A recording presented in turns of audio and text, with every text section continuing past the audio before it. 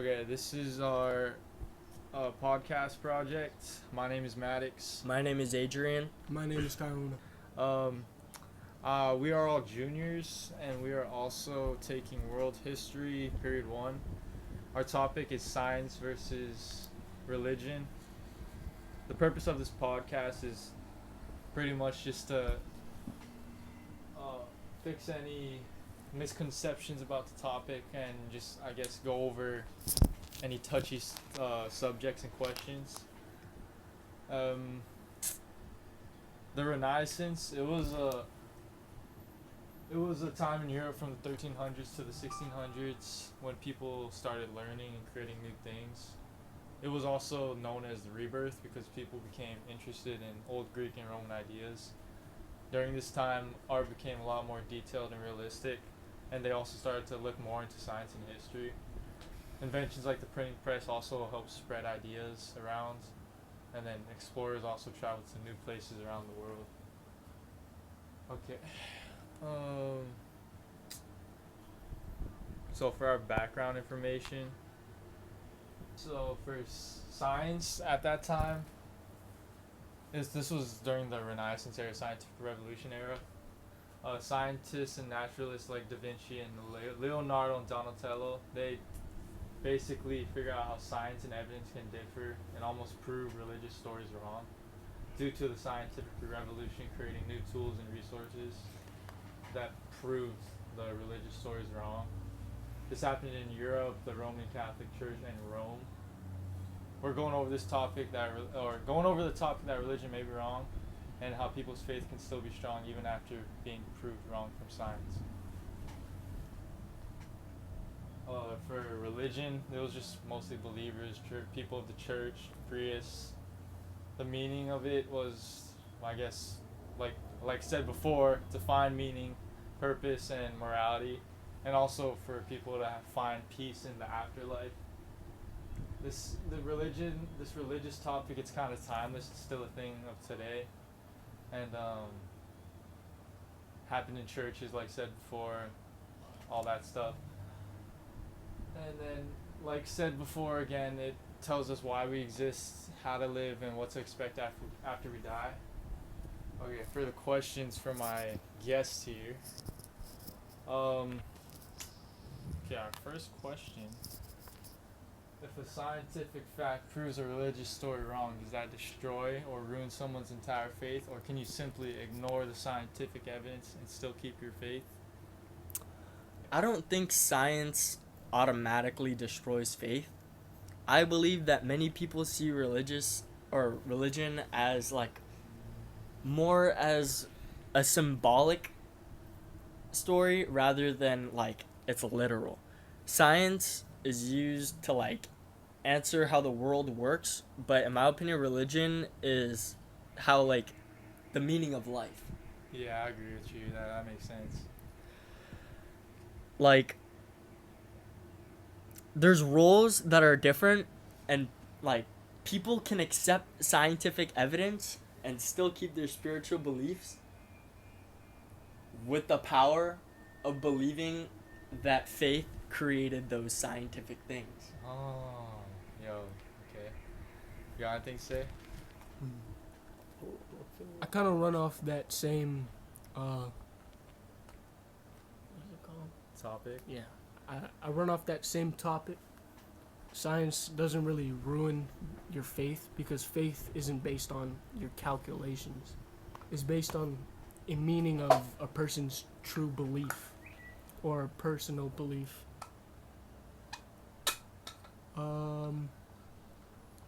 I also think that many people can reinterpret religious stories and moral lessons instead of the actual literal events that took place. You can also acknowledge that scientific facts still find spiritual comfort and your identity of what your faith really means to you.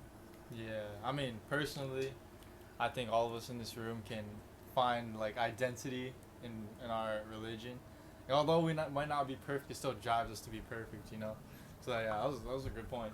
For our second question, Since science needs evidence and religion needs faith, is it possible for a person to agree or believe in both equally? Absolutely. Yo, hey, watch your language. I'm keeping that in. Of course. I mean, like, throughout science, like, or throughout history, scientists, like, were deeply religious. The Renaissance proves that Leonardo da Vinci blended spirituality with scientific curiosity. Scientific answers and physical questions all resemble the same thing. Religion is addressed through morals, and philosophically, science is built off of that. You gotta think so, Colin. Yeah, I think like millions of people already do that, you know? Like since science is based off of like evidence and religion is based off values and personal means, like yeah. Also the how you say it? Renaissance? Renaissance.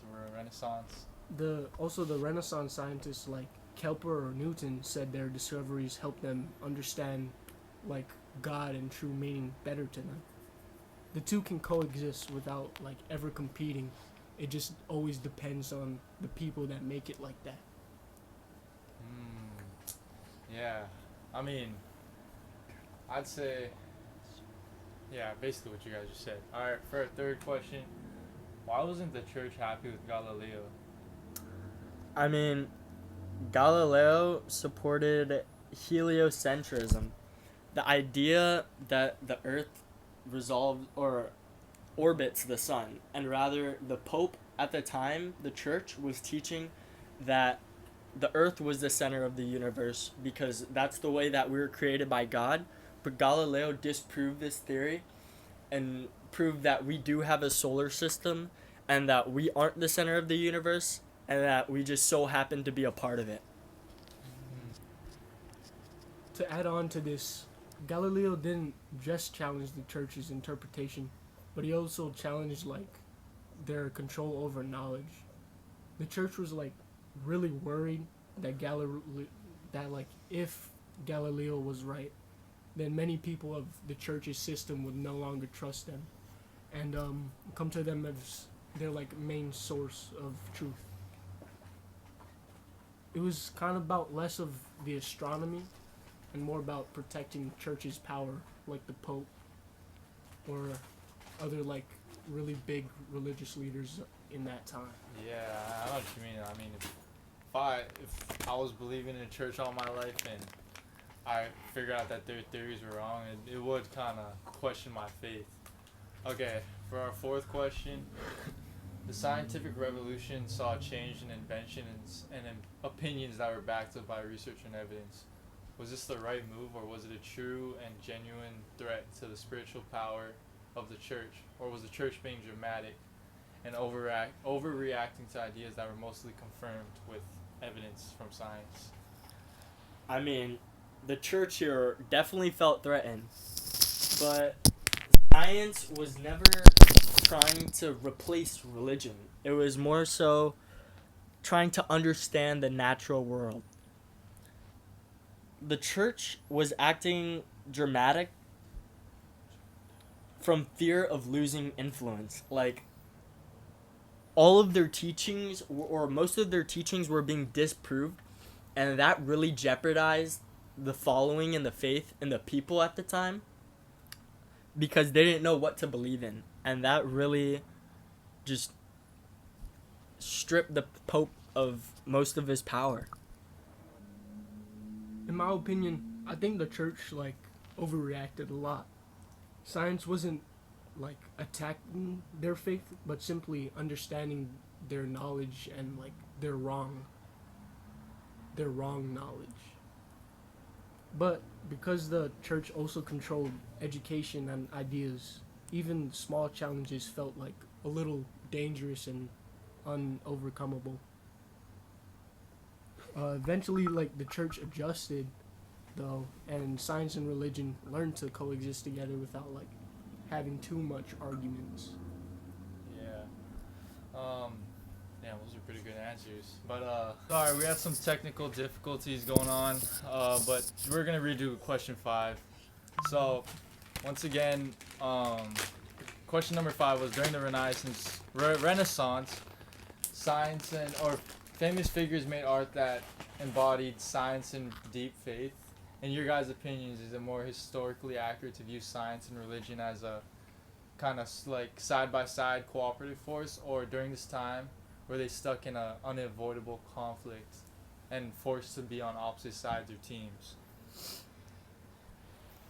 I mean, during the Renaissance, there definitely were moments of real conflict, almost like everyone was fighting for control over like how people understood the world. You had scientists challenging old beliefs, the Catholic Church fighting to protect its authority, and political rulers picking sides depending on what benefited them. The Reformation and Counter-Reformation made tensions even worse. I mean, religious groups were already battling each other, so new scientific ideas felt like another attack. Artists and thinkers sometimes got caught in the middle. Even though many great works were funded by the church, people often had to carefully publish things. So yes, I think that cooperation happened, but a lot of the time, I think people are pushing against each other, competing for power and influence. I agree. Parts of the Renaissance look more like a battlefield of ideas than like a peaceful collaboration of some sorts. Some examples, like you had the Catholic Church trying to maintain religious control, the scientists pushing bold new ideas and discoveries, and then like Protestant reformers challenging old teachings, and lastly, kings and rulers using religion or science to gain political advantage to their rule. Everyone was fighting for authority over truth, and more importantly, over the people and what they think is the truth. When Galileo and others released ideas that challenged long-held beliefs of the church, it added to the already raging conflict. The church saw like these new ideas as dangerous and more of a threat because Europe was already divided religiously and they couldn't risk losing way more than they already did. So, while there were huge moments in teamwork, the huge part of the Renaissance was intense conflict, people arguing, debating, censoring, and sometimes even like threatening each other over what was true or what was false.